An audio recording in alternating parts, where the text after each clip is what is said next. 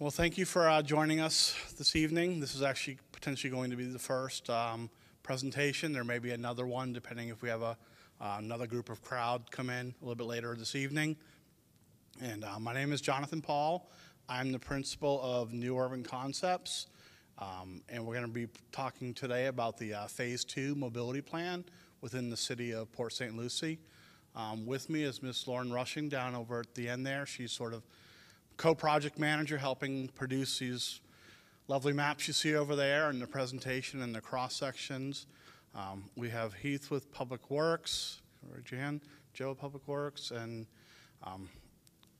Laura with Planning and Growth Management, and Dana with Planning. They've also been helping us to develop the overall mobility plan. And we're really just going to go through this. This will be available online as well from the city's mobility website. And with that, I'll go ahead and start the presentation. If I can get the clicker to go here, right?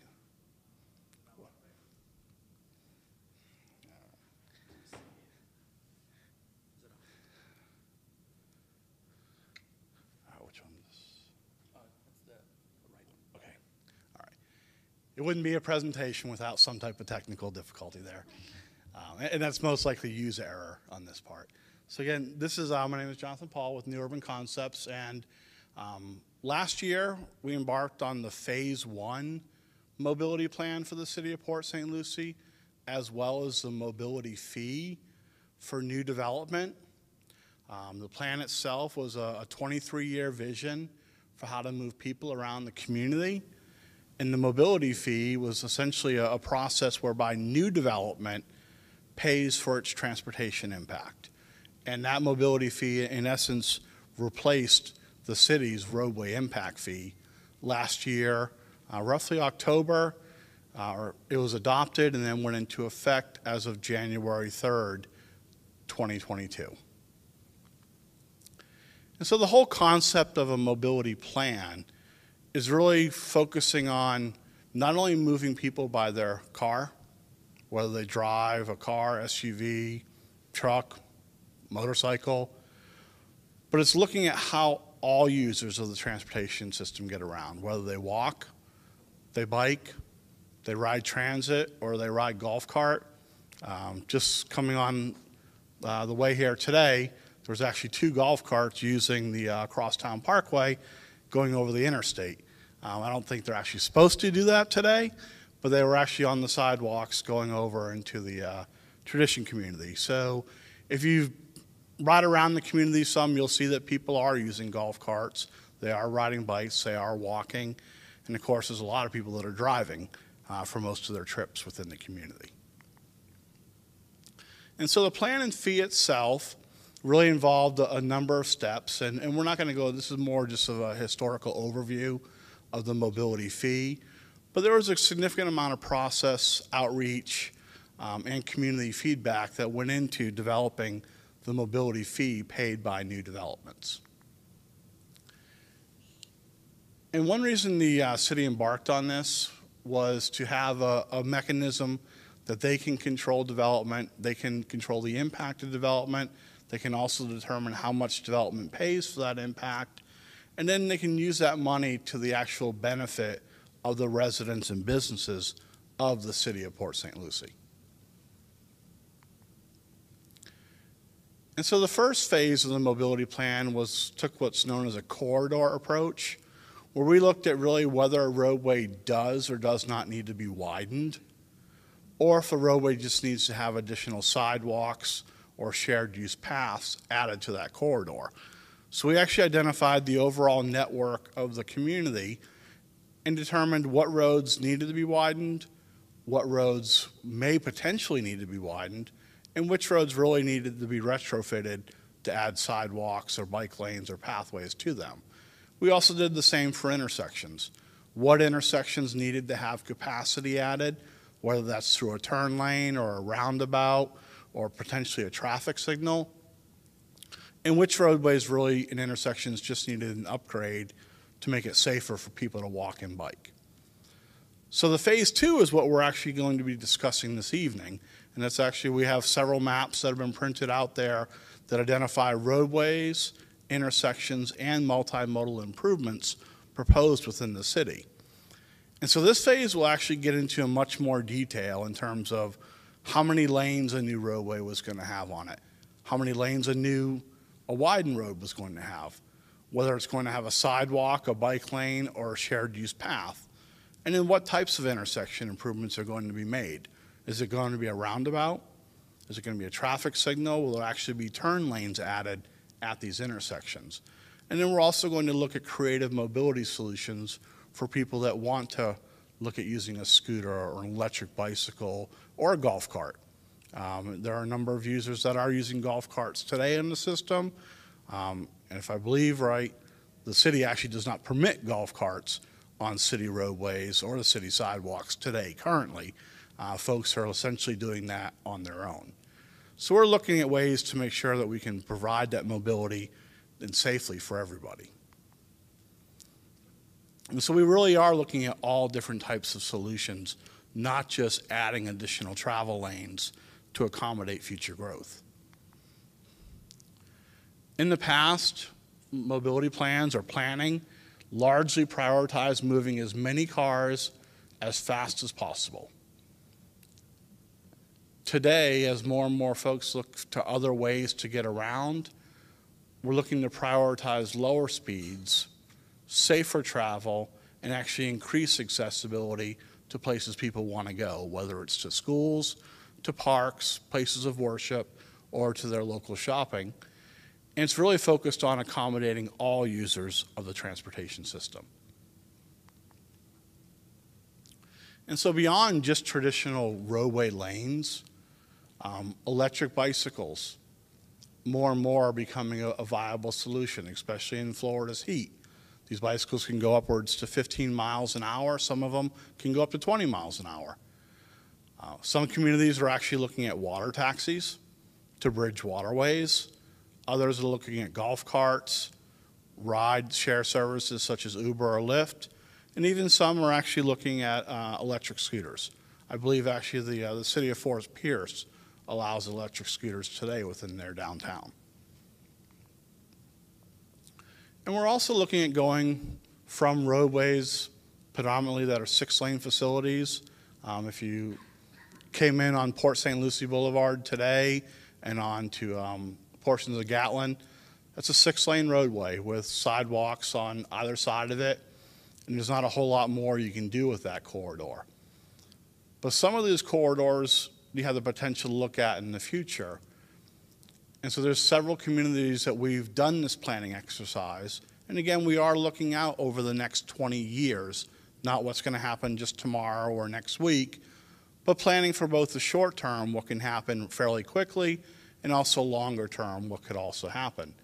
And some communities are looking to repurpose their large roadways, to add in bicycle lanes, to add in dedicated transit lanes, to add in lanes for golf carts, or to enhance what you already have out there today. And those are the things that we're looking at as part of this overall mobility plan, is how do you enhance the system you have today within the right-of-way that you largely have today, and how do you make it accessible to everyone? Here's one example in the city of Altamont Springs in Central Florida where they actually went a step further, and they had a 4-lane roadway, and they actually are planning on, and this is actually under design today, they're going to take the outside lanes and they're going to make part of it accessible to golf carts, electric bikes, and scooters, and part of it they're going to make accessible to autonomous transit shuttles and circulators, similar to what you see running out in Traditions today. Now within the portion of the city east of Interstate 95, we're really not proposing this type of treatment. But some of the roadways out in Traditions in the future, where they've already 4-lane the corridors, but maybe the type of development they're proposing has changed, this may be a solution that actually is on the books, is something that's looked at in further detail on some of those corridors. One of the users of the transportation system that's not always thought of is the school kids. You know, we focus so much on how do we get people going from their home to their place of work, we also oftentimes forget that most of the people that can't drive, whether they be they have some type of personal impairment, age limitation, financial restriction, but under 16 years old, there's a huge percentage of the population that can't drive because they're children. And they walk to school, they bike to school, and if you go into any number of the schools around in this community, you actually see a lot of bikes chained up to stop signs or whatever they can actually put their bicycle on. So this community itself actually has a lot of parks, and it has a lot of schools. And a lot of these kids are walking on roadways that don't necessarily have sidewalks or bike lanes today, and they don't have an option other than to either ride the bus or to have their parent drive them if they can.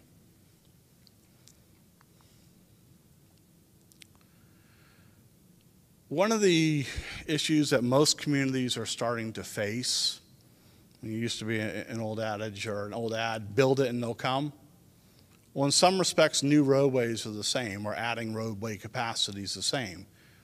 You add more lanes to a congested corridor, more people use it because now it's not as congested up until the point it becomes congested again. And this is fine when you're going from, say, a 2-lane roadway to a 4-lane. Maybe even in some instances when you're going from 4 lanes to 6 lanes. But you look at the crosstown, you look at portions of Port St. Lucie, portions of Gatlin, there are already 6 lanes today. So what is your option? Are you going to look at going 8 lanes again? Well, you know, I work in a number of communities in Miami-Dade. I've grown up in the Tampa Bay area. Lawrence from Jacksonville area. Each one of those communities has a ton of 8-lane roads, and they have a lot of traffic and a lot of congestion. So really the solution isn't continuing to build or widen roadways, but it's to look at multimodal systems, and it's also to look at parallel roadways as well where you have that opportunity. So really streets of the future will have a different function. Both our big roads are what are known as collector and arterial roadways. Oroso out here, Savona, California, you know, those type of roadways are collectors or minor arterials. Then you have your big roadways, US 1, Crosstown Parkway. You know, some of those corridors are still going to move a lot of vehicles. But other corridors can actually start to move more and more people. And so we're going to look for ways to do that. So this plan not only is looking at the major roads, it's also setting the template up for how do you look at your residential streets. Because you have, you know, as much a need as there is in this community to provide sidewalks on the big roadways, most of your local residential streets that you all drive to and your homes are on don't have sidewalks, you know, especially in the older portions of the community. But you may have 24 feet of asphalt. So there are some ways to actually look to both slow down cars on those roadways and also retrofit them to provide a safer place for somebody to walk, for somebody to bicycle within the existing travel lanes itself. If you're using big 12-foot wide travel lanes on a small volume residential street, you don't really have that opportunity. But if you look at lanes that are 10-foot wide, you can potentially free up 4 to 5 feet of that roadway and actually mark it and dedicate it for people walking and biking. So it helps to both slow down traffic and also helps to give people additional space. And if you want to go one step further, you know, you can even add facilities on both sides of the roadway and further narrow that roadway section down for cars. So traffic calming or low-speed streets will be sort of the basis is going to be established in the Phase 2 mobility plan, and then the city will develop a program that they can actually look at it on a street-by-street basis, or residents of a community can ask for some of these corridors to be looked at. But really it starts with how do you slow down cars overall on the appropriate streets. We're also going to be looking at how do you add more landscape, vegetation. How do you add plants that will actually soak up some of the storm water or these rain events we get? How do we reuse some of these swales that the city has today alongside its roadways, and to add additional green infrastructure. Because all the things we're talking about, they are going to add more surface to the roadways. And those additional surfaces, we're going to have to accommodate the stormwater. This community already has certain roadways that are prone to flooding. So we really need to be creative in terms of how we're going to introduce both landscaping and multimodal improvements into the existing intersections and roadways. And this is just another, one of these techniques is known as low impact development. And really it's using some of your existing infrastructure different. And when we're talking about some of these graphics, these are along the sides of the roadways, not within the medians themselves. The medians themselves will be raised and landscaped. What we're really talking about are those swales, or some people would refer to them as ditches, along both sides of the roadway corridor.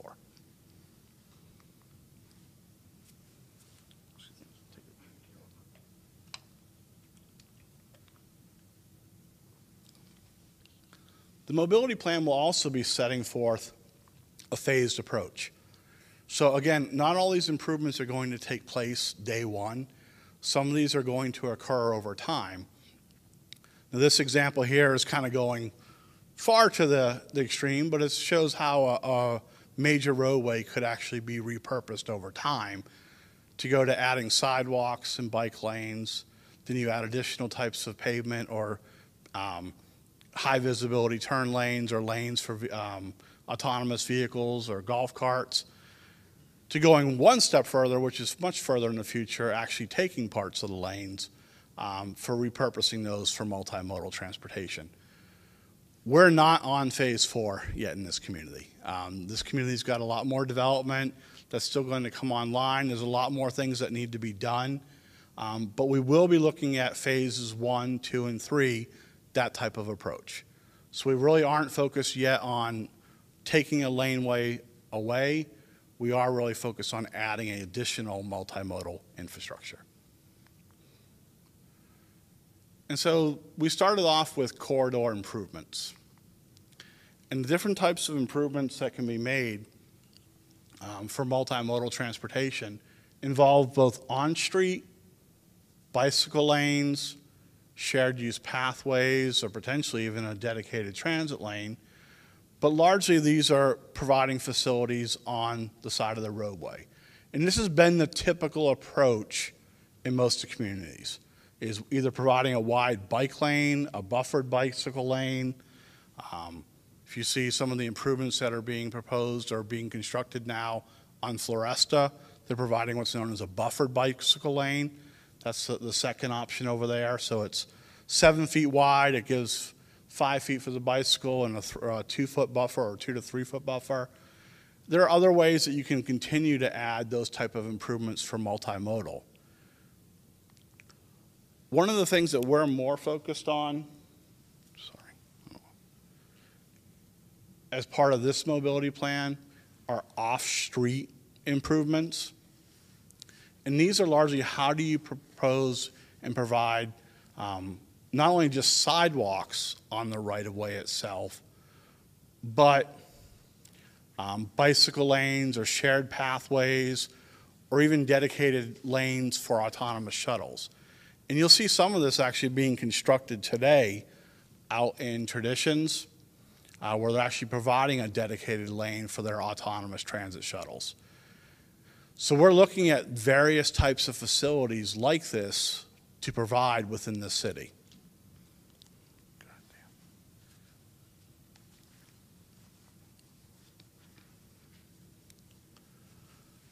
As part of the overall mobility approach, the city's already undertaken a number of efforts.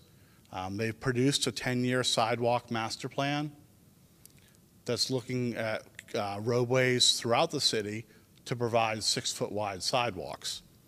And that's really starting to fill in some of the major gaps that exist on the roadway system today. As part of this mobility plan, we're looking one step higher. How do you provide both a pathway for people walking and bicycling, but also a pathway for golf carts. So you're not necessarily having a golf cart or an electric bike or a scooter driving on the same facility as somebody walking or bicycling a regular bike. So in our ideal scenario where you have right-of-way, you provide a separate facility for motorized transportation, golf carts, scooters, electric bikes, a separate facility for people walking and bicycling by their own 2 feet, and then travel lanes for the roadways. Not all the right-of-way in the community can accommodate that, so in some instances we're going to have to look at shared facilities. And when you do have a shared facility, how wide does it have to be? The final approach is, especially for motorized transportation, when I say motorized, the term that's frequently used is micromobility. Think of small vehicles, bicycles, electric scooters, or microtransit, which is largely golf carts or the autonomous shuttles. Yes, ma'am.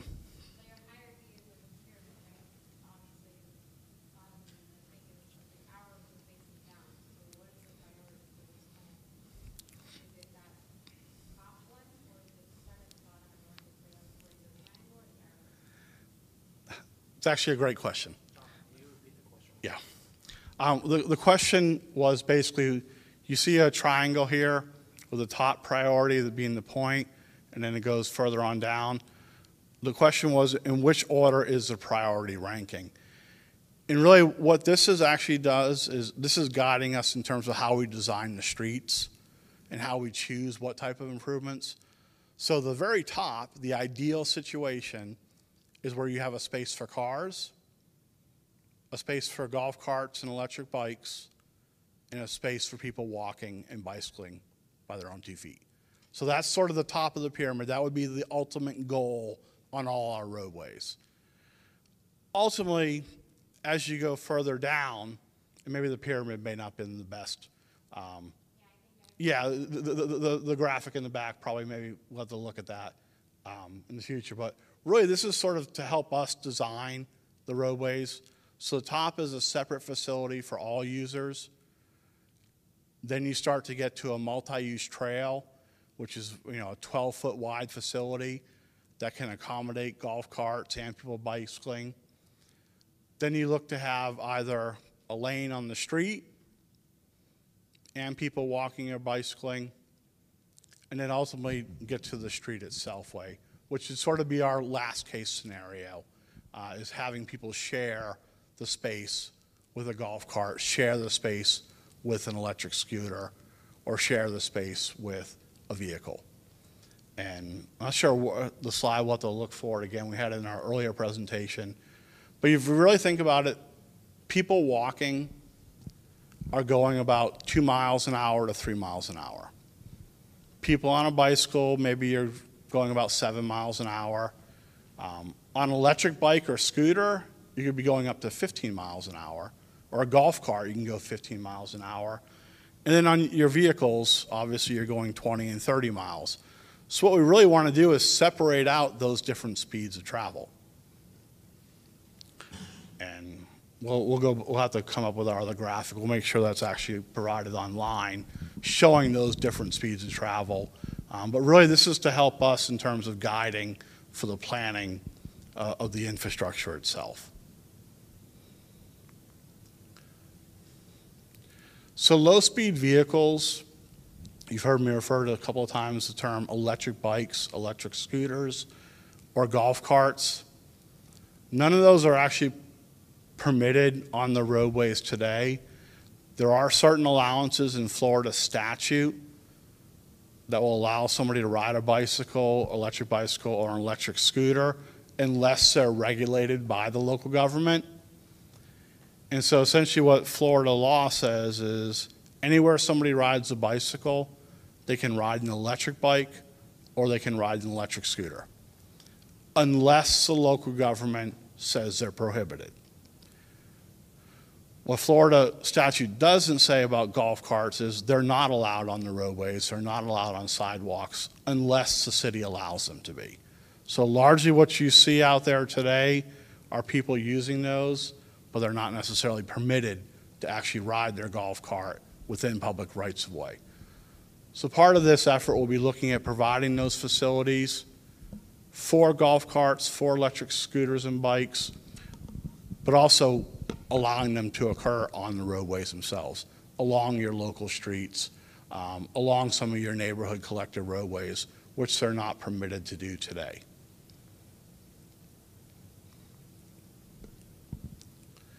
And so part of the corridors that we looked at, again, should we add road capacity, yes or no?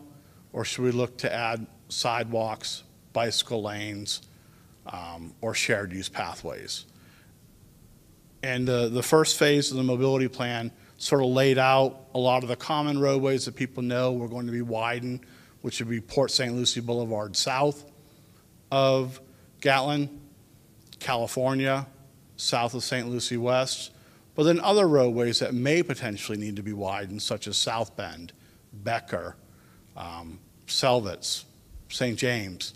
We looked at those corridors as well in terms of what's the most appropriate type of solution in the future. And so kind of going from the multimodal network, we often think of just providing a sidewalk or a bicycle lane, but we want to look a little bit bigger picture and say, how do we get from where most people are living at to where they want to go, whether it be a school, a park, a place of worship, or shopping. And so what we've identified are what are the major multimodal corridors within the city, or the principal ways that people are going to get around from a multimodal perspective. And those lines are shown in green. Some of them have facilities today, some of them have facilities that are going to be planned, and others are going to be identified as part of the overall mobility plan. And so we looked, certain corridors such as Becker, it already has an 8-foot pathway on portions of it. Future segments of the roadway going out west will have shared use pathways. Village Parkway is providing facilities for autonomous shuttles in addition to shared use pathways. Port St. Lucie Boulevard, as part of the widening, will be looking at providing multimodal facilities. But then you'll have gaps on roadways like Savona, on California, Kashmir, Torino. And so we really kind of identified these corridors which both have a lot of vehicle travel, but also have potential demand for multimodal travel as well. And then secondarily, we also looked at what are the parallel networks to these main corridors, or what are the other corridors we've identified as a need for multimodal improvements. And those are sort of the corridors that are shown in blue, and we've actually got a map of those over there as well. But essentially the goal is to have a multimodal network along all your major roadways. At least at a bare minimum, a sidewalk, ideally an 8-foot shared use path, but you want to have it over the entire network before you really go to adding shared use pathways on both sides of the road and then multimodal lanes. Because one of the biggest things that stops people from walking, biking, or potentially eventually using a golf cart is there's no sidewalk or bike lane, or there's no shared use path. Or if there is, it's right adjacent to the roadway and they don't feel safe using it. So it's really, how do we get the network built first? And then the secondary phase of that is then what do you add in addition to that? So our primary focus is to make sure that this network will be prioritized.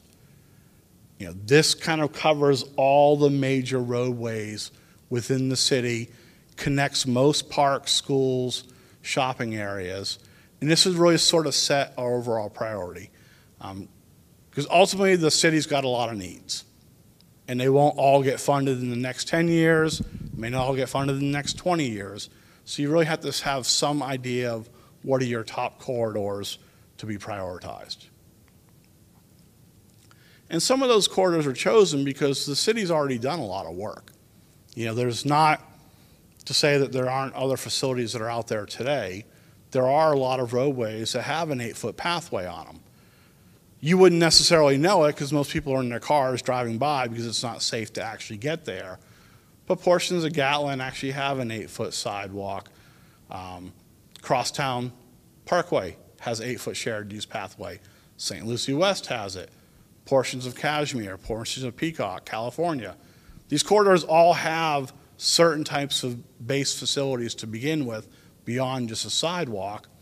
So then how do we make sure that those corridors are connected to the other roadways that don't have them? And so that's what you see in both the green and the blue. But when you start putting all these colors together, it gets a little confusing. So really, this is sort of the guiding vision to get us there. That's what we'd want at the end of the day, the network to look like. This is sort of the pieces to get there. To that, this is a further level of detail where you're getting into what exists today and how do we build on that. The orange lines that you see there, those are actually existing sidewalks. So you see in Traditions community and in St. Lucie West, which were built largely the 1980s, 90s, and later, it became fairly typical to have sidewalks as part of your roadway cross-section.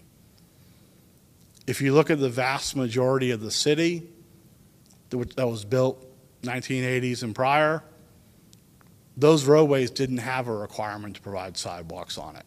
So you really see that there's a pretty stark need for multimodal facilities in the historic part of the city, in the portions of the city largely east of 95 and south of St. Lucie West. And where you really want to get all this together is we add in county facilities, and then we start getting into different types of corridors, whether they be sidewalks, trails, multi-use pathways. This map gets really busy. This sort of shows everything. And it's somewhat kind of difficult to follow or get lost when you're looking for your particular corridors. So that's really why we're starting with, this is our goal, this is our vision to have a network. This is what's there that we can build on. And then ultimately, this is the grand plan. So here you're showing existing sidewalks, pathways, existing portion of the Riverwalk today. Then we have proposed sidewalks beyond those that exist, proposed extension of the Riverwalk, corridors identified in the 10-year sidewalk plan, others that we want to do for the trails. So this map really shows it all, and that's actually one of the maps that we have printed out there today. It'll be available online for those that really want to get into it. So that's sort of all the things that are going on in the background. Because sometimes you'll have development come in, and they'll build certain facilities. Sometimes you'll have a grant opportunity that comes along, and funding becomes available that you weren't expecting to do a certain project in a certain area. So it really does benefit you to have an overall plan, but trying to focus on this all the time, day-to-day basis for a community can get overwhelming. And based on what's already there and feasibility of getting it done, Go ahead, or sorry. is it on safety, or is it on need, or is it on density of population? Like, how are you ranking these projects? Can anybody? yeah. It is on. Yeah, I wasn't holding. What my question was how are you ranking the projects? Is it based on what's already existing there? Is it on need, on population density, on safety, or a combination of those? It really is a combination of all of them. The first part is building on what's already there, so making those connections between what exists today versus where are the gaps to schools, to parks, to places of worship, to retail centers. So that's really how do you make sure you're connected to those. Next part is which of these corridors have the highest volumes of traffic or have a lot of development potential along them, which is going to lead for need of a safer facility. We've looked at some of the crashes that have occurred in the community. And so all those factors actually go into, and then outreach itself. You know, part of the reason we're here today is to get feedback from you all we've identified some proposed priorities and proposed recommendations, but we're also looking for the feedback from the community to say, what about this facility here? What about this corridor? I walk along here. I bike along here. For any members of the community that may be watching online, or if you watch this video after the fact, we are looking for your feedback in terms of these corridors, these projects, and if we've missed some, if some should be a higher priority or something should be looked at further. But we do take into consideration all those factors, and we haven't really actually gotten to the point where it's priority ranking 1, 2, 3, 4, and 5. It's more, this is a major corridor, focus on initially. This is sort of the second phase. Going through this process, we will actually have a recommendation and a ranking of these projects. We are in the public involvement phase of the process right now. That was a great question. Thank you. And if there are, at this point, if there are questions that you all have as we're going through this, I know we said we'd wait to it after, but if you want to just ask them, feel free to do so, and we can address it as we go through this. Okay. And so that was sort of the multimodal focus of the overall plan. The other component is where we're proposing to add road capacity. And road capacity can take several different forms. It can be a brand new roadway, it can be widening an existing roadway, or it could also be adding a center turn lane to a roadway that's a 2-lane undivided today, which doesn't have any turn lanes in the middle for people to go to different intersections or to go to different homes. So those are really the 3 types of road capacity that we looked at initially. Those are all the lines that are shown in red. And as you see out to the west, there's a lot of new roadways that are being proposed. To the east, there are certain corridors that we look to add capacity to. In the green, we looked at primarily multimodal improvements, sidewalks, bike lanes, shared use paths. So this is where we started off in the phase 1 mobility plan. This map actually reflects the latest changes that we've had, both feedback from the City Council and also going through the overall process and further defining what is or isn't likely to have capacity needs. So then we took it one step further and looked at which of these roadways are going to be new roads, which one of them are actually going to be widened, and then which ones would actually have a center turn lane on it.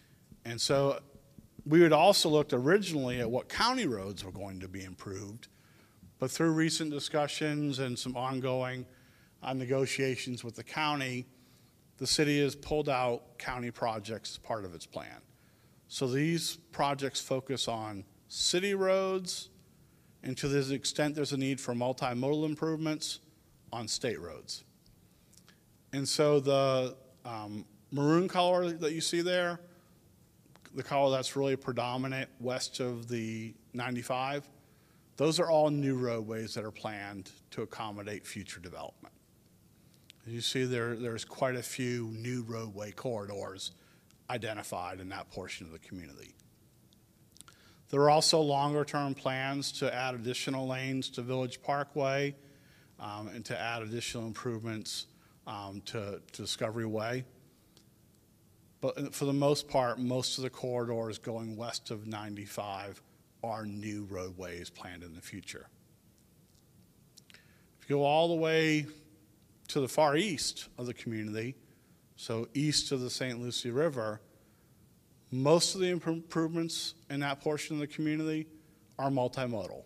You need to have sidewalks added, you need to have bicycle lanes added, you need to have some gaps in the overall roadway network filled. There is one corridor that is looking to have capacity added, but that capacity would be going from a 2-lane road to a 2-lane road with a median and center turn lanes in it, and that would be Village Green from Walton Road down to Tiffany, is to have an improvement along that corridor. Between the turnpike, or between the river and the interstate, there's a combination of roadways that are going to be widened. and also roadways are going to have a center turn lane added to that. And so an example of a roadway being proposed to be widened would be Port St. Lucie Boulevard south of Gatlin, going from 2 lanes to 4 lanes. Another portion is California from the Crosstown Parkway up to St. Lucie West, going from 2 lanes to 4 lanes. Portions of St. Lucie West going from 4 lanes to 6 lanes. Most of the corridors that we actually are proposing to add capacity to, we looked at the feasibility of 4-laning portions of Torino, 4-laning portions of Bay Shore. And when I say 4-laning, going from the existing 2 lanes to adding 2 additional lanes of travel. So we looked at roads like Torino, portions of Peacock, Kashmir, Savona, California, South Bend, Becker, a lot of the major roadways within the city. And what was determined is most of those roadways could accommodate both existing and future demand by having a center turn lane added to it, and also having multimodal improvements added along there as well. So to really focus the roadway widenings on a few limited corridors, that would be South Bend, from basically Bay Shore down to Becker, Port St. Lucie Boulevard from Gatlin down to Becker, California from Del Rio north to St. Lucie West, and then St. Lucie West from the interstate over to Kashmir. So those are the roadways we're proposing to add 2 additional lanes to the roadway corridors today. So they would be mostly 4 lanes, and in the case of St. Lucie West Boulevard, going to 6 lanes. The magenta corridors you see there, if you've happened to drive along Floresta, north of Bay Shore, south of the Crosstown recently, you see all the construction that's going on out there. They're converting that roadway from a 2-lane road to a 2-lane divided.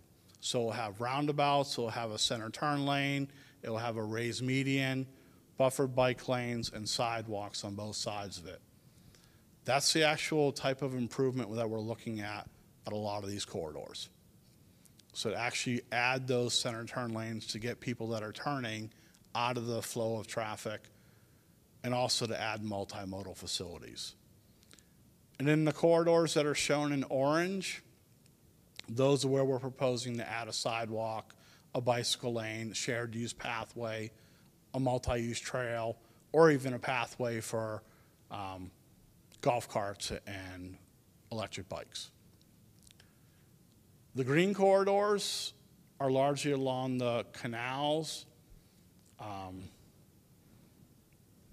See one there that's Commerce Driveway, where that's really not a, well, actually the Commerce Driveway, where we are proposing to have a wide multi-use path along that corridor.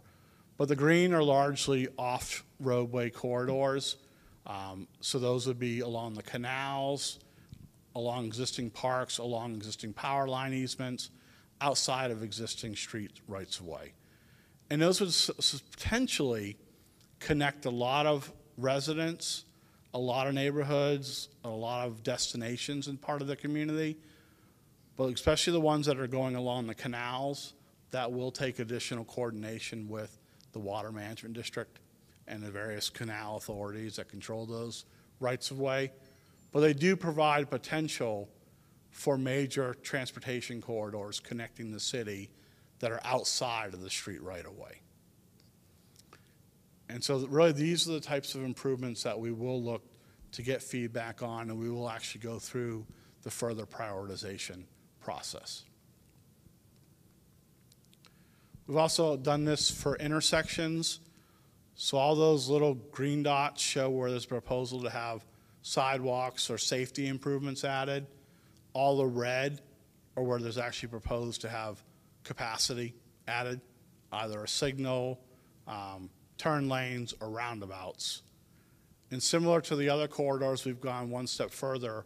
So we've shown where we're proposing adding turn lanes or traffic signal, where we're proposing adding a roundabout, where we're proposing potential overpass over the interstate or the turnpike, and then where there are multimodal improvements. So each one of these maps will actually also be accompanied by a detailed list of projects that provide a further description of each one of these improvements. As you see, there's a lot of them. Now, most of them are actually multimodal in nature, though. They are high visibility crosswalks. They're maybe narrowing the crossing widths of certain intersections to make it safer for people to walk and bicycle through those intersections. But there are several that are roundabouts, and there are additional ones that are actually also intersection improvements themselves.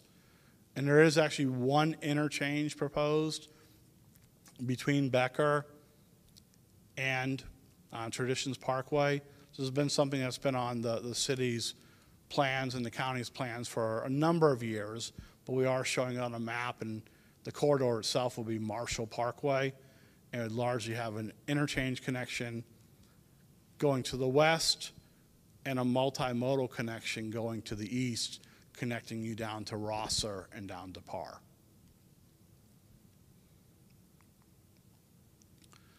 So with that sort of lays out the general overall vision. And then we've actually gone to each one of these corridors and said, what would this corridor potentially look like in the future? And so this is an example of St. Lucie West between 95 and Cashmere. Today it's 4 lanes. Capacity is about 40,000 cars a day. 2020 traffic, it's pretty close. By 2045, it's going to be well over 40,000, almost 60,000 cars a day. And so under that option, we're looking at going to 6 lanes for the corridor and also adding multimodal improvements to that roadway. We looked at the potential of just having St. Lucie West as a 4-lane roadway and continuing it as a 4-lane road, and maybe providing a dedicated transit lane. But because there are so many retail destinations and so much employment along that corridor, that is one of the few roadways that does need to be widened to 6 lanes. There are already 8-foot pathways out there today, so we are going to also look at the potential to what we're basically calling as a multimodal way that could accommodate your scooters, your electric bikes, your golf carts, and maybe even an autonomous shuttle like you see what's running out in Traditions. But principally, this is one of the corridors that we are proposing to be recommended 6-laning on. We did look, we considered it. Could you do it with a dedicated transit lane or dedicated high occupancy vehicle lane?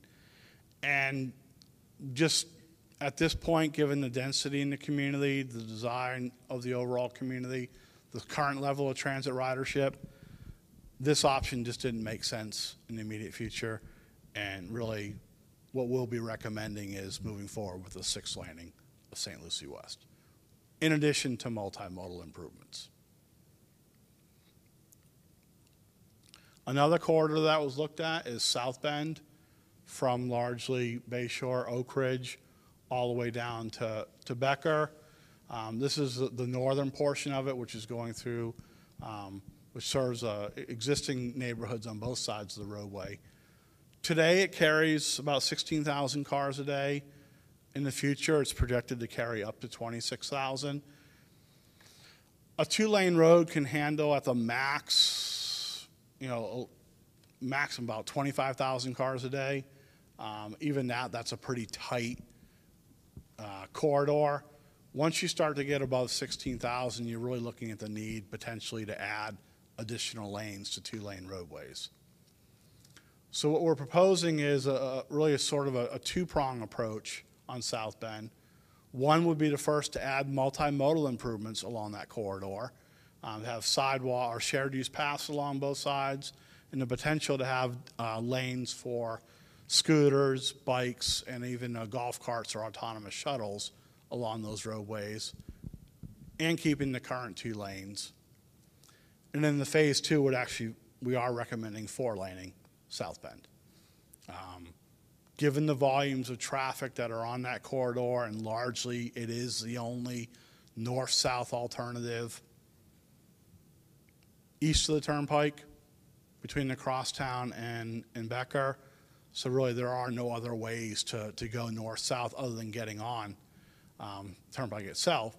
And so there really is a need to four-lane that facility. If there was another parallel improvement, maybe you could get away with, providing two different types of roadways. And actually you see was once we get north of Oak Ridge in that neighborhood, and you have Bayshore that comes in, and then you got Floresta. There, the plan is to keep Floresta the two-lane divided, also make eventually a two-lane divided on Bayshore, but you have two options to go north and south. This portion of South Bend, you don't have that. Likewise, the portion of South Bend going further south carries similar volume today. Projections a little bit less in the future, roughly 25,000. Phase one would be to look to add the multimodal improvements, so they go all the way from Becker, all the way up to Bayshore, and then tie in with the improvements the city's making today as part of Floresta Drive widening. And then in the future, four-lane that roadway all the way down. The other corridor we looked at is East Torino Parkway from Midway to Kashmir. Currently, it's a two-lane roadway. It's carrying about 14,000 cars a day. It's projected to have upwards to 23,000. So, I mean, it's going to potentially carry a significant amount of traffic in the future. But we think that there's an opportunity, at least initially, to look at multimodal improvements and go to a two-lane divided facility. And the multimodal improvements could be adding shared use pathways to both sides of the roadway, adding lanes for golf carts, adding a certain center turn lane, and adding appropriate right turn lanes or facilities for buses and school buses in the future. So this is really one option to be looked at as a two-lane divided with multimodal improvements. The colors there, that color in red, it's largely shown for illustration purposes. Ultimately, the roadway, the lane itself would not be paved red, but it really just helps to differentiate that between what's allowed for golf carts and then what would be allowed for people walking or bicycling. The other option for that corridor is to four-lane it. And this is largely what the four-lane section would be. We're having some discussion, and we will probably update this cross-section, because if this doesn't work from a multimodal perspective, then that largely means that you needed four-lane facilities. So you wouldn't have both the multimodal and the four-lane roadway on this corridor. You'd really have the multimodal or the four-lane roadway with shared use paths along both sides of it.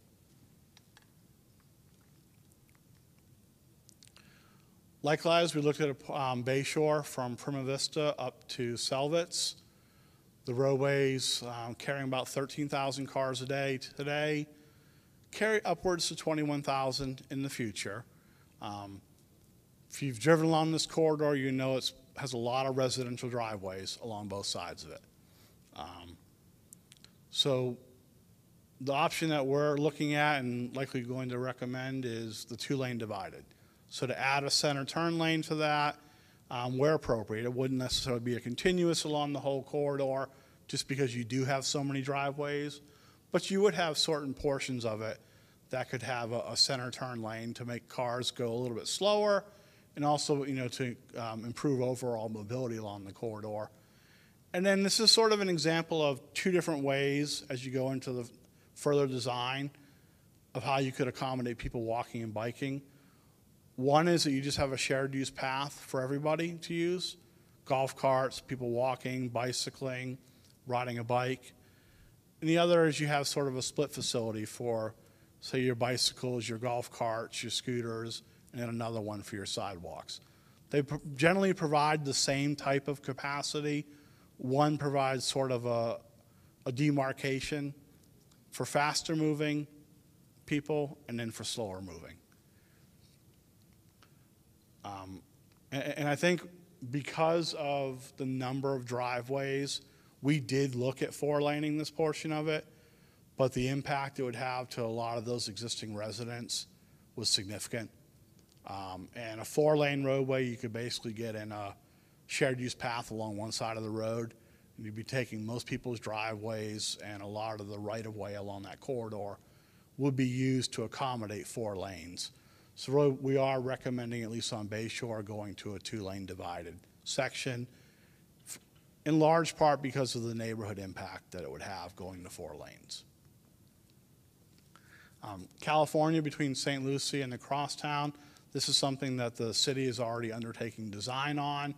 As you can see today, the road's carrying almost 20,000. In the future, it'll be carrying 32,000. That's well above the 25,000 threshold. So we are proposing to move forward with what the city's already undertaking, and that's to move forward with 4-laning in the roadway. And as they go through the design, they're looking at various multimodal options today. And it's just, I know when we talked about earlier at the beginning, talking about how you separate all the modes, this is graphically how you do it. So you have your travel lanes for your vehicles. This laser pointer works, right? It does, okay. This is your travel lane for your cars. This is another lane for the golf carts, the electric bikes, the scooters. These people are going anywhere from 10 to 15 miles an hour. Too slow to be driving here, too fast along here. So this is an example of where there's adequate right-of-way. And going back to the great question regarding the pyramid. In our ideal scenario, this is it. You have a space for the vehicles. You have an attractive landscape median. You have some opportunity to provide a buffer between the facilities. So you have your space for the cars. You have your space for the golf carts, for the scooters, the bikes, or some people that are really fast joggers or runners and going 7 to 10 miles an hour could use that as well. But your school children, people pushing a stroller, somebody just out for a stroll on their bicycle or regular walk that doesn't want to be run over by a golf cart. This, if the right-of-way allows for it, is kind of the ideal scenario. This accommodates all users of the transportation system. So it provides your a little bit quicker moving for your golf carts and your bikes and scooters, people walking, and also for your cars. Now, not all rights-of-way in the city are large enough to accommodate this. It just so happens this is. But where this opportunity presents itself, this would be one of our recommendations. So this portion of California, also the portion of South Bend and Port St. Lucie, or St. Lucie West, they all had enough right-of-way to accommodate all modes of travel like this. And so this is really the ideal scenario. California, south of the crosstown, to Del Rio, this portion just south of the crosstown does carry a lot of traffic. It is right at that threshold in the future of about 25,000. So at least from Del Rio to the crosstown, we are recommending a 4-lane section.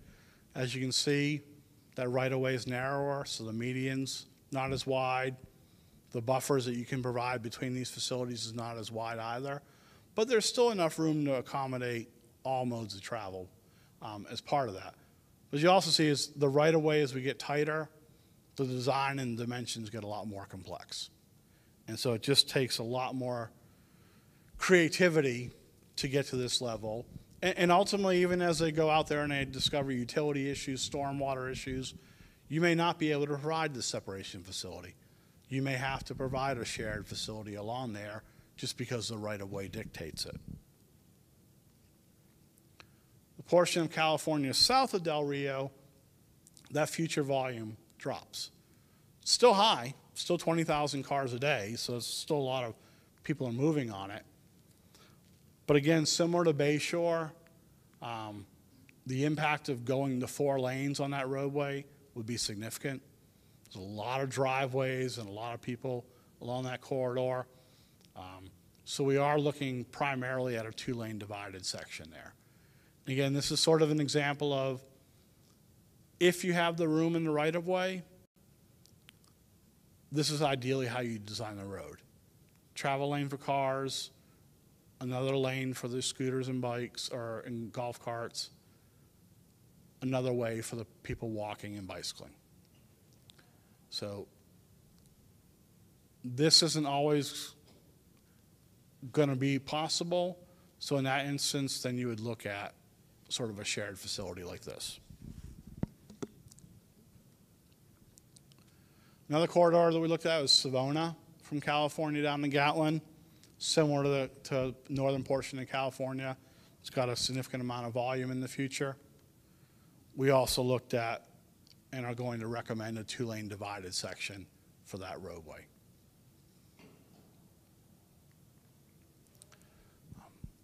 Another corridor that we evaluated, and this is sort of that area between the Crosstown and Gatlin, Port St. Lucie Boulevard, is a roadway called Savage Boulevard.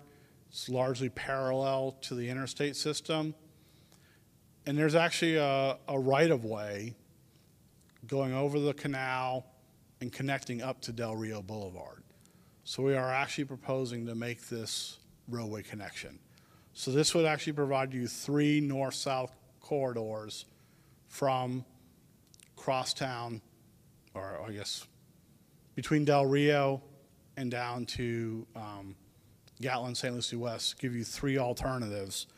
And by connecting Savage, by going to a two-lane divided on Savona in California, plus the fact that Cashmere and Cameo already connect, that would provide enough capacity without having to 4-lane any of those roadways in the future.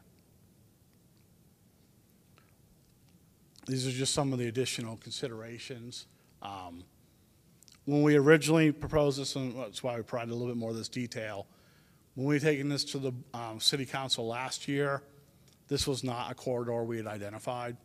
And so this is actually a corridor that's come up since that time to really look at alternatives, because we had actually proposed to 4-lane California and Savona all the way from the Crosstown down to Gatlin originally, because that was the only option we had. Once we started looking at the different corridors, found that this is a possible connection, found that there's another way through Cameo and Cashmere to get people down, said, if we did all these improvements, you can avoid having to 4-lane that corridor, which is not an option we had for South Bend. We didn't have that option of other corridors to look at. And this just sort of shows the improvements that we're proposing in this area. And actually, even since this graphic, you see on the plans we have over there, we are going to further evaluate also potential for a 2-lane divided section along Del Rio. We need to look a little bit further at the traffic along that corridor, but a 2-lane divided section on Savage with this connection. This portion does have a lot of traffic between Del Rio and Crosstown, so we are going to recommend that to be 4 lanes, but keeping this portion a 2-lane divided, and then also making some additional improvements over here at Cashmere so that this corridor can function as well. So that way it gives you 3 north-south corridors connecting that portion of the community. And then this is, again, this is sort of an example. This is one where you don't have the 3 different areas for different users. You've got the 2-lane divided, you've got a buffer, and then you potentially, and not all corridors, the city as they go through this, they may not allow golf carts, scooters, and bikes on all roadways or along all these corridors. There may be certain corridors that are just prohibited on, and part of that may be dedicated by right-of-way or space. But really, the goal is to make it safer for people to walk and bike. And where those facilities aren't allowed, there'll likely be additional restrictions on what type of users can use that corridor. But this is an example of, at least electric bicycle, a regular bicycle, and a person walking would share that facility in addition to the 2 lanes for travel for vehicles. Kashmir from Torino to Peacock. This is a corridor where it's 2 lanes today. We're again looking at making a 2-lane divided section, but also looking at some different options for how do you get people around the school, because there's a lot of backup that occurs just south of Torino and Peacock at the very northern portion of Kashmir. School's a large one, and it does add quite a bit of traffic to this. So I think we've looked at, is this one? Yeah. So this portion of Kashmir, having a longer lane going north towards the school, but then continuing to have just a single lane to the south. So there is somewhat of a long right turn lane there today. We're likely potentially looking at extending that even further to sort of accommodate that school backup that occurs over there. And depending on coordination with the school board and public works, that lane may either have some separation from this travel lane as well. A lot of that gets into parents waiting in this lane to pick up their kids, and somebody's kid gets dropped off first here, and they're going to cut through to this roadway. So schools, and this isn't unique to this community, communities throughout Florida deal with school drop-off and pickup and trying to find creative ways to solve it, and that's one of the things we're looking at. We did look at potential for 4-lane in that corridor. I think we'll identify it as a planning option, but we really don't necessarily see it's going to meet that demand in the future. Selvets, it's a corridor that has a fair amount of traffic in the future, but not really above 20,000. So in that corridor, we think there's adequate right-of-way. A 2-lane divided facility would work really well. So accommodate all 3 modes or all 3 speeds of travel in that corridor. Becker, the existing 2-lane portion of it, east of the turnpike, carries 15,000 cars a day. There's a lot of development that's received approval along this corridor. That development's actually making several improvements related to roundabouts and multimodal facilities. It is going to be right at that threshold in the future, just under 25,000 cars a day. And so as part of phase 1, they are looking to add improvements, either turn lanes or roundabouts. Several roundabouts have already been constructed. Additional roundabouts are being proposed or going to be under construction along that corridor. So we are recommending keeping that with the roundabouts and the multimodal facilities. We're not recommending 4-laning at this time. And so this would sort of be an example of the multimodal improvements in the future, keeping the 2-lane road and having multimodal improvements on both sides of it, but also identifying in the future it could trigger a warrant to be 4-laned. Okay.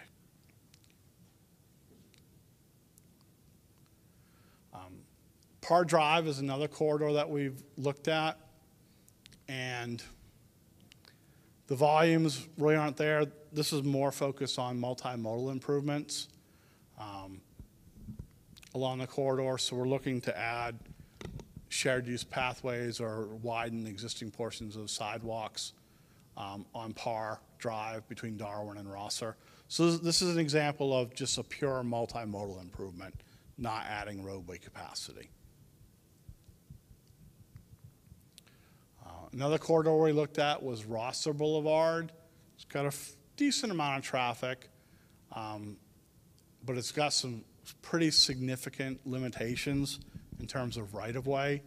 We originally were trying to look to have shared use paths along both sides of that corridor, but in essence, because of the restricted right-of-way, the city is currently under design extending that sidewalk all the way down the Par Drive today, and that's really legitimately what can be accomplished on that corridor.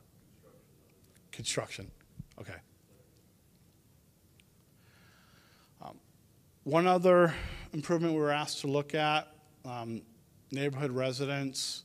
There's a fair amount of traffic at the intersection of Dreyfus Boulevard and Rosser. We looked at the potential for turn lanes, for roundabouts, or some type of improvements to that corridor, and it's really tight. Both the right-of-way is really tight, and there's existing homes on all 4 quadrants. So one thing we are proposing to look at is the potential to have a connection.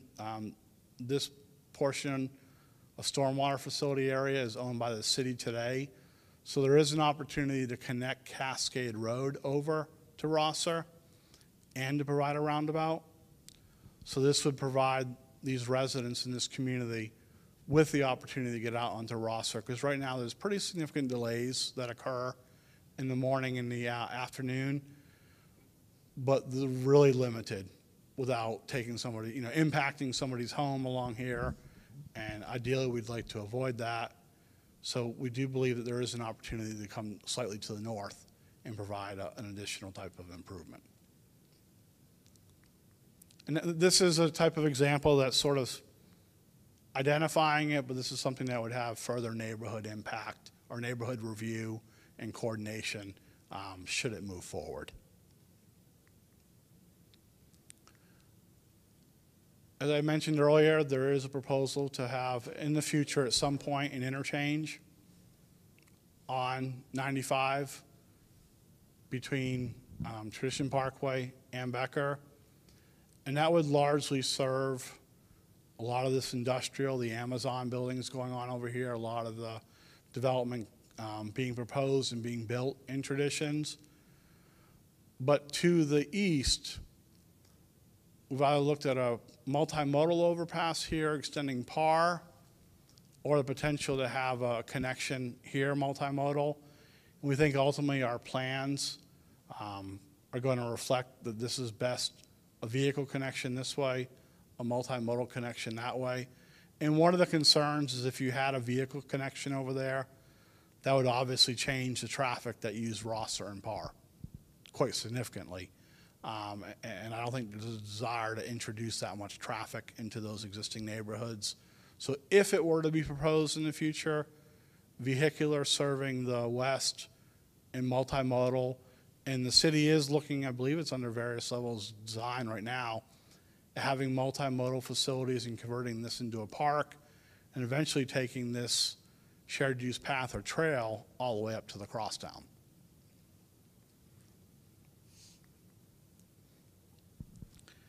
In addition, the mobility plan's got several smaller projects that are also being looked at. This is one that's being evaluated as part of the overall widening of Port St. Lucie Boulevard, and it's in a potential extension of Tunis Avenue over to the residential neighborhood. It's kind of hard for some folks to visualize what's going to happen when this roadway gets 4 lanes, but certain driveways are going to have to be modified. Certain roadway connections may have to be changed.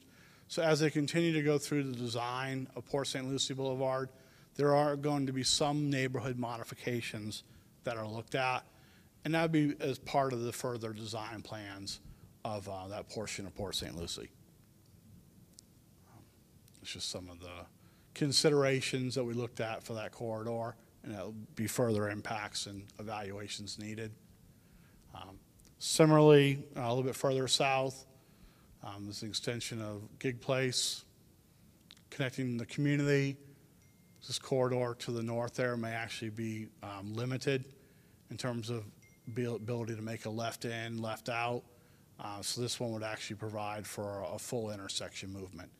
And again, each one of these type of improvements will be further discussed with the neighborhoods and further evaluated as part of the Port St. Lucie design. I know we've covered a lot. I'm happy to answer any questions. This is going to be a process throughout the summer that's going to be ongoing. So as we continue to get public feedback, as we continue to coordinate with the city, with FDOT, with others, and reach out to some additional community members and the neighborhoods, these projects are likely going to be refined somewhat. So this is really sort of the first public outreach to that. This will be an ongoing effort. And as of right now, we do have another presentation scheduled in this same room for July 1st, which is not this Friday, but next Friday. Unfortunately, a lot of the community spaces to hold workshops during the summer are quite full and booked in advance. That may be subject to change, but as of right now, we'll be holding a similar presentation. And then the city's website, and Laura, I'm not sure if you can share that web address. We'll add it to this presentation, but a lot of this information will all be posted on the city's website as well. And as we go through updates, that information will continually be posted on there. So we will be working for this in the summer. We will be going to the city council, likely sometimes towards the end of August, with sort of a follow-up on this, and then continuing to kind of get some feedback as we go through the community. And depending on what type of input we get, there may be additional revisions to these maps and proposals. With that, I'll turn it over to Laura, if you have anything else you wanted to add. Yeah, absolutely. So thank you, Jonathan. Excellent presentation as always. I think those graphics are absolutely stunning. They really tell a great story. So to follow up on some of the outreach items, yes, we do have a second workshop planned right now for the 1st in this room at 6 p.m. And also City Council tentatively scheduled for August. So all of those dates are correct. I do see that we have some online public comment. So I'm going to pass the mic to Lauren if she would like to maybe address some of those questions. Absolutely. So we do have a comment and a couple of questions from one of our audience members on Zoom. So this person starts out with a statement that with the amount of traffic and PSL growing, other areas of St. Lucie County have been reducing 4-lane divided roads to 2-lane divided, such as in Alamonte. And they just want to mention that they don't think that that's viable here in Port St. Lucie. And then they also say that since they've been visiting the city and have later moved here, they've noticed that there isn't adequate neighborhood lighting, and that there's a need for also more sidewalks because they feel that walking in neighborhoods here can be sometimes dangerous. And then they also mention issues with the drainage system. And lastly, that they would like to see improvements to the bus system. So I think some of this we've already touched on in your presentation, but they just want to know how the mobility plan will address those issues. So I don't know if there's one that you'd like to pinpoint to go into. Yeah, as we mentioned earlier, east of 95, we are not proposing to take away any existing travel lanes. Anything that we're adding to the existing rights of way. We are not proposing reducing any roadway number of lanes. If anything, we're going to add lanes or add a center turn lane or multimodal. So that's what's known as a road diet, and that's actually reducing the number of lanes. You have enough need in this community for road capacity, so we would only be looking to potentially add that. West of 95, where you have a lot of new roadways planned in the future, there are a couple of existing corridors that may be reevaluated to have some multimodal improvements, but that would more likely be a future evaluation through that. As of right now, we're not proposing to take away any lanes. Stormwater question is definitely a good perspective. There are a lot of stormwater issues in this community that the city is dealing with and they deal with on a daily basis. They have a number of improvements that they're proposing to address stormwater. Some of the improvements to Port St. Lucie will address that through what's known as going to a curb and gutter cross-section. If you notice, most of the communities in this road, or most of the roadways in Port St. Lucie, they're what's known as a swale or a rural cross-section road. That means they don't have curb and gutter. So the stormwater is naturally designed to flow off the roadway and stay in the swales on the side of the road. That's how the roadways were built originally back in the 50s, 60s, and 70s. As the city goes through and they add these urban amenities, one of the things, when you're looking at 4-laning a roadway, when you're looking at going to a 2-lane divided, or adding anything other than a sidewalk, a lot of times you're also talking about what's known as going to an urban section or curb and gutter. And so by putting those curb and gutters in there, you can reuse some of that right-of-way for multimodal facilities, but you can also further direct that stormwater to stormwater ponds. Right now, you know, the roads are designed to accommodate stormwater. Some of the roadways, you know, some of the subdivisions in this community, they were probably built back in the 60s and 70s. A lot of places in Florida, the roads were actually designed to carry or hold a foot of water. It's like the roadways were actually part of the stormwater system. A lot of people that have moved down here after the fact don't know that, but that's how most Florida subdivisions between the 50s and upwards to the late 80s were actually designed for the roadways to actually hold stormwater during an event. Got a lot of new people that have moved here since that don't necessarily understand that, and so really that's one of the issues the city is grappling with. The traffic calming program that's going to be a component of this mobility plan, one of the things we are going to be recommending is looking at, you know, a lot of the residential streets here are 24 feet wide. If you use some pavement markings or striping, you can actually dedicate some of that roadway to people walking and bicycling and actually narrow the overall travel lane width in the interim until you can actually have room to go put a sidewalk in. So that's something we'll be looking at, and that's something that would almost be on a roadway by roadway basis, a request from a citizen. That's something to further develop. But that is one way to address some of the lack of sidewalks.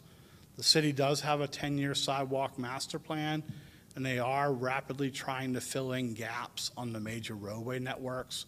And they've done a really good job. And I believe most of the major road corridors, you know, within the next 10 years or so, will largely have a sidewalk at least on one side of the roadway citywide. Now, when I say major roadways, those are your Orosos, your Port St. Lucie, your Gatlin, your Savona, your bigger corridors. Longer term, there's a much bigger need citywide. I think really the focus is making sure that your major roadways that kids take to school, where you have a lot more traffic, they at least have something along that roadway in terms of a sidewalk. So the city's making really good progress. I believe the city's master plan, sidewalk master plan, is available on its website. And a lot of these projects that are under design are available there as well. Norm, was there any other ones? Yeah, there was a question about neighborhood lighting or street lighting. Will that be addressed as part of the mobility plan? That I'll probably have to defer to the city on. I mean, any of these new corridors that go in and get improved, the city will look at the opportunity to add lighting as part of those. Going back and retrofitting, I really think it's probably almost a neighborhood by neighborhood basis. And I don't know if the city's got a neighborhood street lighting program, but in most communities throughout Florida where you don't have street lights, oftentimes there's sort of like a special assessment district that goes on, and the residents in that neighborhood vote to say we do or don't want to pay to have street lights added. So that's not something unique to Port St. Lucie Boulevard. That's whether you're up in the Panhandle, Jacksonville, Central Florida, South Florida, that's a big issue with a lot of residential communities. Yeah, and as some of these roads that we're proposing changes to east of I-95 go to the next step into corridor planning, there will also be opportunities during that process to give public input. So if there are particular corridors that you're concerned about, you could also go to public meetings at that time to voice. No, and that's a really good point, Lauren. I mean, this is really laying the big picture vision. Where do you need capacity? What type of capacity do you need? Where do you need multimodal improvements? Each one of these corridors will go through a separate design process as well. Right. Yes, ma'am. I would like to know the capacity for Gatlin, I would like to know the capacity of Gatlin from Port St. Lucie Boulevard to Tradition. For a 6-lane roadway, generally that corridor can carry upwards to 55 to 60,000 cars a day on it. And I believe the traffic's probably around 50,000, 45 to 50,000 today along portions of that corridor. But that's something we could look at further And we do have a database we provided as part of this that has both the existing volumes and the future volumes for all these major roadways. So we'll make sure that's something that's also available on the city's website, so you can see exactly what the traffic is today, what the capacity is, and then what the traffic is projected to be out in the future. And then we had another comment / question from the same person on Zoom, who just wanted to reiterate that they've noticed a lot of issues with people driving golf carts dangerously in Port St. Lucie. And how will the mobility plan address this? I know we've already touched at the beginning of your presentation on that a little bit, and you mentioned that if there is not an ordinance in the city regulating micromobility, then the default is that they can be on sidewalks. It's actually a really good question. So micromobility is scooters and electric bikes. If you don't have an ordinance prohibiting them, they are allowed to use a sidewalk. Golf carts are actually not permitted to use the city's roadway network today, and they're not permitted to use the sidewalks. That's something we're looking to ask the city council about, allowing that use. But actually, if you see somebody out there on a golf cart, now there are some gated subdivisions in here and some private roads. They're regulated by their own deed restrictions. But in terms of a public road, state, city, or county, golf carts are not actually allowed. So that's something we are trying to address with the city council, is to put in place an ordinance that makes sense so that they're actually driving safely. But if you see them out there today, they're largely operating illegally. Okay. But it is within the city's power to regulate. It is within the city's power to regulate it. You know, if the law enforcement, if the police department or the sheriff's department sees them, it'd be well within their purview to pull them over and give them a ticket, because they're actually not allowed to use the corridor. And if you have a neighborhood resident or you see them in your neighborhood and they are causing a nuisance, you may want to reach out to your law enforcement, because that would be the appropriate venue as of right now. But the city is looking to have a program in place to regulate their use. Okay. Thank you. That is all the questions that we have on Zoom. All right. Do we have any other questions from members of our audience? No? Wonderful. Well, I think that concludes all questions right now. Jonathan, thank you again so very much for the presentation. Well done, sir. This presentation has been video recorded, so it will be available online for anyone who would like to go back and watch it again. And I would also like to reiterate that there will be a second public outreach workshop on the 1st at 6 p.m. at the community center. So with that, I thank you all for your time, for being here, and for those replayer watchers for watching. Thank you. Thank you.